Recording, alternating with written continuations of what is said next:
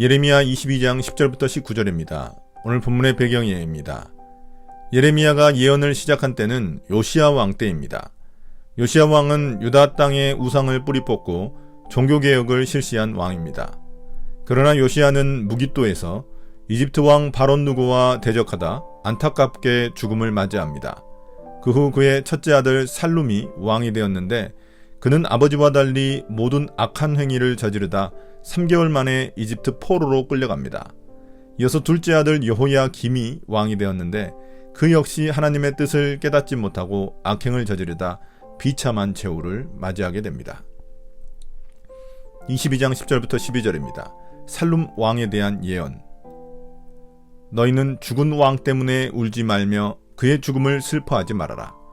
오히려 너희는 잡혀간 왕을 생각하고 슬피 울어라. 그는 절대로 다시 돌아오지 못한다. 다시는 고향 땅을 보지 못한다.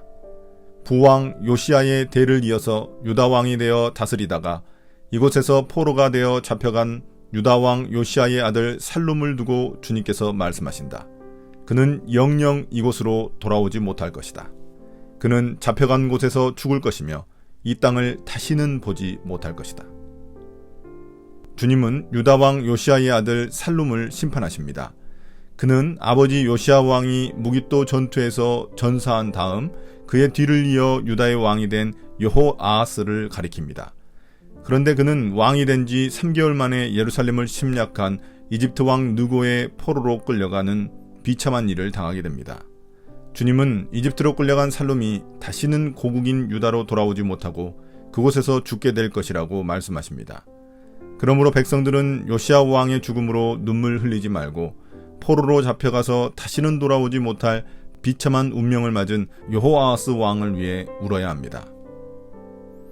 22장 13절부터 19절입니다. 여호야김 왕에 대한 예언. 불의로 궁전을 짓고 불법으로 누각을 쌓으며 동족을 고용하고도 품삯을 주지 않는 너에게 화가 미칠 것이다. 내가 살 집을 넓게 지어야지, 누각도 크게 만들어야지 하면서 집에 창문을 만들어 달고 백향목 판자로 그 집을 단장하고 붉은색을 칠한다. 내가 남보다 백향목을 더 많이 써서 집 짓기를 경쟁한다고 해서 내가 더 좋은 왕이 될 수 있겠느냐? 내 아버지가 먹고 마시지 않겠느냐? 법과 정의를 실천하지 않았느냐? 그때 그가 형통하였다. 그는 가난한 사람과 억압받는 사람의 사정을 헤아려서 처리해주면서 잘 살지 않았느냐? 바로 이것이 나를 아는 것이 아니겠느냐? 나 주의 말이다. 그런데 너의 눈과 마음은 불의한 이익을 탐하는 것과 무죄한 사람의 피를 흘리게 하는 것과 백성을 억압하고 착취하는 것에만 쏠려 있다. 그러므로 주님께서 유다왕 요시야의 아들 여호야김을 두고 이렇게 말씀하신다. 아무도 여호야김의 죽음을 애도하지 않을 것이다.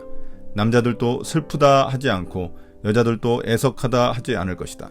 슬픕니다 임금님, 슬픕니다 폐하 하며 애곡할 사람도 없을 것이다. 사람들은 그를 끌어다가 예루살렘 성문 밖으로 멀리 내던지고 마치 나귀처럼 묻어버릴 것이다. 이집트 왕 누고는 친바벨론파인 살룸을 제거하고 그의 동생인 친이집트파인 여호야김을 왕으로 세웁니다. 그는 백성들을 부역에 동원하여 자신의 왕궁을 크게 짓고 누각도 크게 쌓으면서도 백성들에게 임금을 주지 않았습니다. 대신 이집트에는 많은 조공을 바쳤습니다. 백성의 삶은 가난하고 비참한데 왕궁은 사치스럽고 화려했습니다. 그는 유다의 부흥과 개혁을 위해 헌신했던 아버지 요시야의 길을 따르지 않고 백성을 억압한 폭군입니다. 아버지 요시야 왕은 먹고 마시는 것으로 만족하며 하나님의 법과 정의를 실천했기에 형통한 삶을 살았습니다. 또한 가난하고 억압받는 자를 도와주었기에 진정으로 하나님을 아는 자로 인정받았습니다. 그러나 그의 아들인 여호야김은 불의한 이익을 탐하고 죄 없는 사람을 억압하고 착취하는 데 몰두할 뿐이었습니다. 또한 그는 바벨론이 부상하고 애굽이 쇠퇴하는 정세를 제대로 읽지 못하고 호기롭게 바벨론의 반기를 들다가 비참하게 죽음을 맞이했습니다. 어떤 백성도 그의 죽음을 애도하지 않습니다. 그는 예루살렘 문 밖에 던져져 나귀처럼 매장되는 비참한 신세가 되고 말 것입니다. 오늘의 묵상 포인트입니다. 첫 번째, 하나님은 어떤 분입니까? 하나님의 뜻을 저버린 살룸과 여호야김 왕은 비참한 최후를 맞이합니다. 유다의 멸망에는 통치자들의 죄악이 중요한 역할을 했습니다.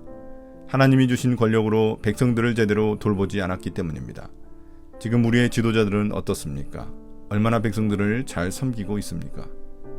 두 번째, 나에게 주시는 교훈은 무엇입니까? 하나님은 지도자들에게 권력을 주셔서 나라를 공의와 정의로 다스리게 하셨습니다. 그 임무를 제대로 해내지 못할 때 하나님의 심판이 임하게 됩니다. 크고 작은 어떤 권력이든지 그 권력에는 책임이 뒤따릅니다. 내게 주어진 권력을 하나님의 뜻에 따라 정의롭고 공정하게 잘 사용하고 있습니까? 오늘의 기도입니다.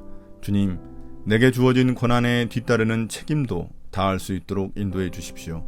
예수님 이름으로 기도드립니다. 아멘.